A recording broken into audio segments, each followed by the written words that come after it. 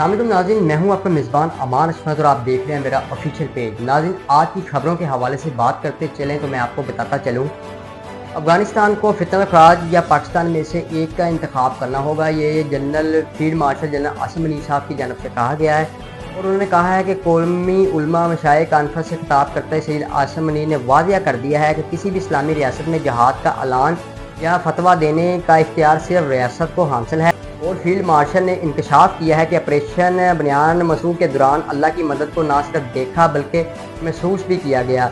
और फितना खराज के मुख्तलिफ तंजीमों में शामिल अफराद में से 70% अफगान शहरी हैं और पाकिस्तान अब मज़ीद दहशत गर्दी बर्दाश्त नहीं करेगा। ये वाज़ह तौर पर जनरल आसिम मुनीर साहब की जानब से कह दिया गया है।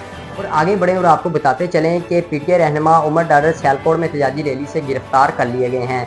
उमर डार इमरान खान और गुलशन बीबी को सुनाई गई सज़ा के खिलाफ एहतजाजी रैली में शरीक हुए थे। रेहाना डार ने इस मौका पर कहा कि ये गिरफ्तारी किसी एक फ़र्द के खिलाफ नहीं है बल्कि ये उस आवाज़ के खिलाफ है जो जाली फैसलों, झूठे मुकदमात और मुसल्लत करदा निज़ाम को चैलेंज करती है। जब दलाइल ख़त्म हो जाएं और सच से खौफ पैदा हो जाए तो फिर हथकंडे, गिरफ्तारियां और धमकियां ही आखिरी सहारा रह जाती हैं।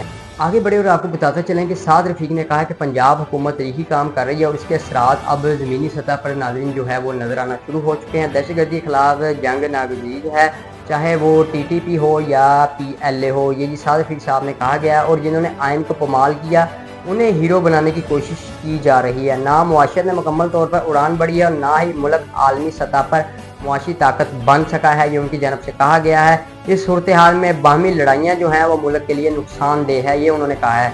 आगे बढ़े और आपको बताते चलें कि जी कोई किसी को माइनस नहीं कर सकता। सियासी जमातें हकीकत होती है, कोई भी किसी सियासी जमात को ख़त्म नहीं कर सका।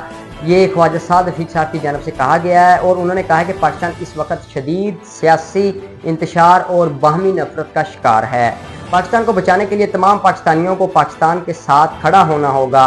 बनियान मसूर में कामयाबी से पाकिस्तान का आलमी वकार बुलंद हुआ है और पाक फौज अफसरान और जवानों ने कई गुना ताकतवर दुश्मनों को शिकस्त दी है। और एटमी धमाकों के बाद ये पाकिस्तान की तारीख का दूसरा मौका है जब पाकिस्तान सर उठाकर चल सकता है। आगे बढ़े और आपको बताते चलें कि खैबर पख्तूनख्वा हुकूमत को 15 साल से वफाक से 8400 अरब रुपए से ज़ायद रकम मिल चुकी है। वजारत खजाना ने दस्तावेज जारी कर दिए हैं जिसके मुताबिक खैबर पख्तूनख्वा हुकूमत के कोई बकाया जात नहीं हैं।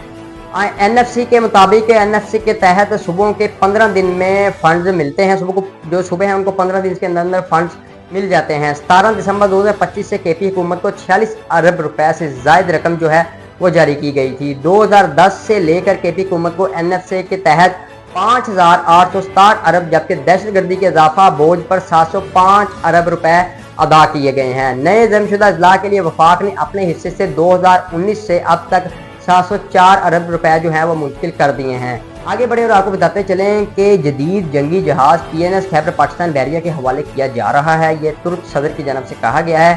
तुर्क के सदर रजब तैयब एर्दोगान ने कहा है कि पाकिस्तान तुर्किया का सच्चा और खड़ा इत्तेहादी है। पाकिस्तान हमारा भाई है, अमन हो या जंग, पाकिस्तान हमेशा तुर्क भाइयों को अपने साथ खड़ा पाएगा। पाकिस्तान और तुर्किया के तल्लुकात तारीखी, बरादराना और नाकाबिल शिकस्त हैं और दोनों ममालिक के दरमियान दोस्ती क़यामत तक कायम रहेगी। ये जी तुर्क सदर की जानब से, तुर्की के सदर की जानब से कहा गया है।